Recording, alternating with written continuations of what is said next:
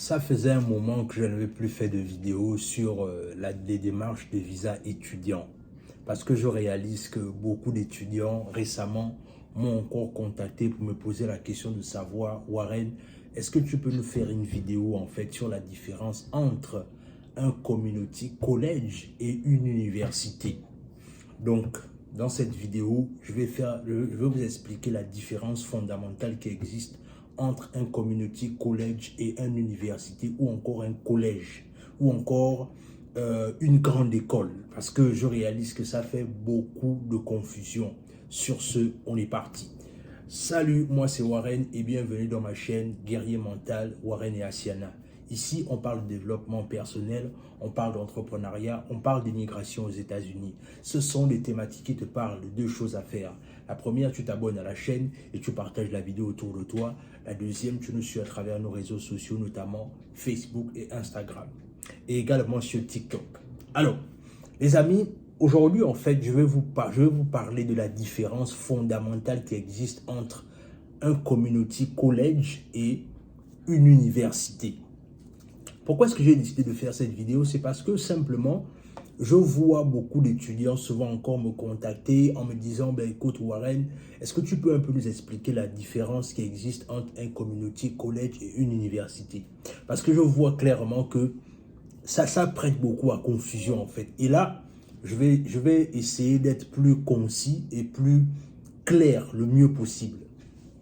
Alors, la réalité, ce qu'il faut savoir, c'est que quand vous faites votre inscription pour venir aux États-Unis, par exemple, c'est-à-dire, parce que je sais aussi qu'il y a certaines personnes qui trouvent des inscriptions à travers des parents, par exemple, ceux qui sont déjà ici, veulent que leur frère ou leur soeur viennent étudier ici, donc ils essayent de les aider dans les démarches à faire les préinscriptions. Alors, ce qui va se passer, c'est quoi? C'est-à-dire, quand vous décidez de vous lancer, pour faire une inscription.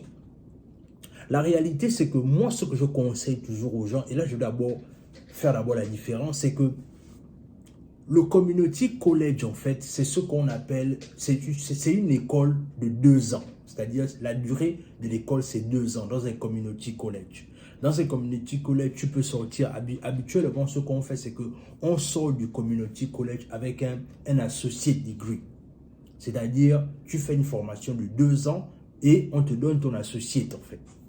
Maintenant, dans les 2 ans là, bien évidemment, il y a d'abord l'année de langue que tu vas d'abord faire. C'est-à-dire, tu t'inscris d'abord à l'année de langue, tu fais d'abord toute l'année de langue et maintenant, en fait, tu as 2 ans pour faire ta formation.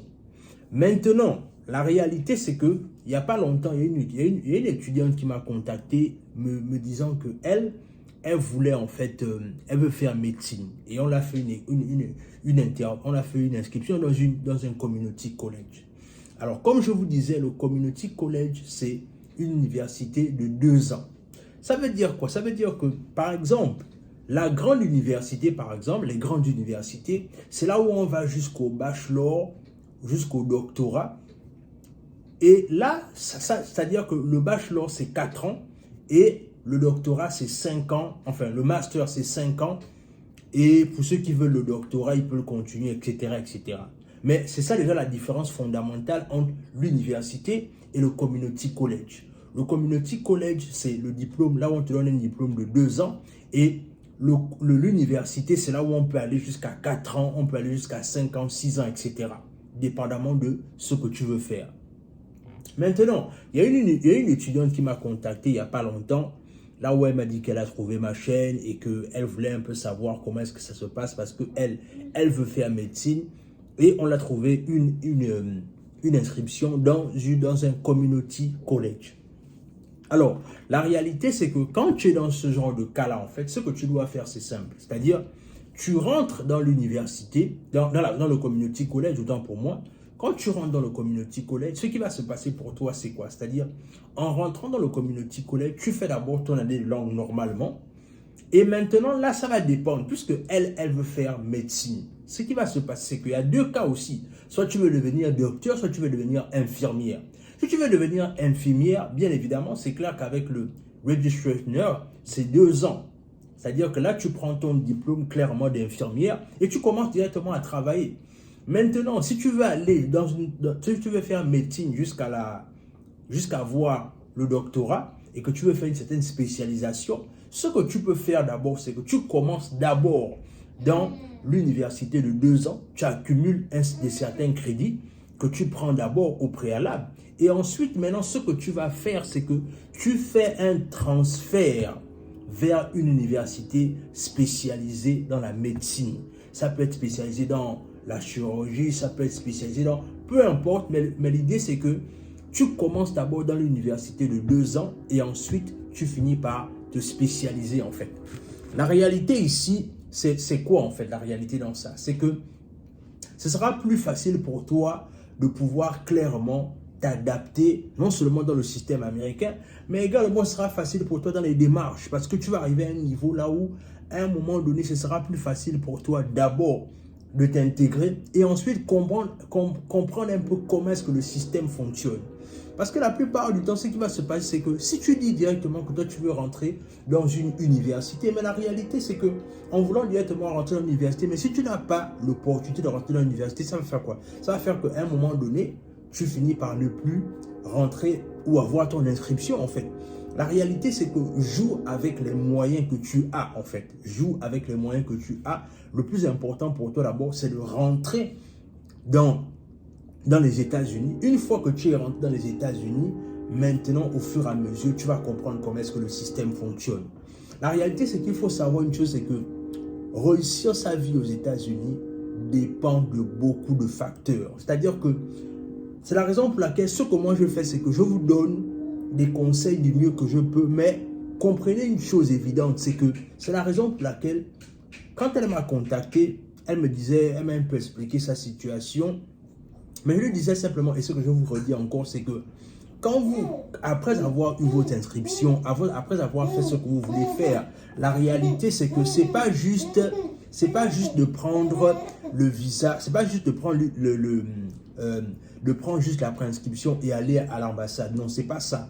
La réalité c'est que au lieu de juste se précipiter pour prendre son inscription, aller à l'ambassade, mais il faut tout faire pour être accepté à l'université. Et c'est la raison pour laquelle j'offre des séances d'accompagnement, parce que ce que moi je fais, c'est que je vous mets dans le bain afin de pouvoir multiplier vos chances de pouvoir être accepté dans les universités à travers les différents questionnaires que je fais dans les coachings, parce que je veux vous préparer en fait.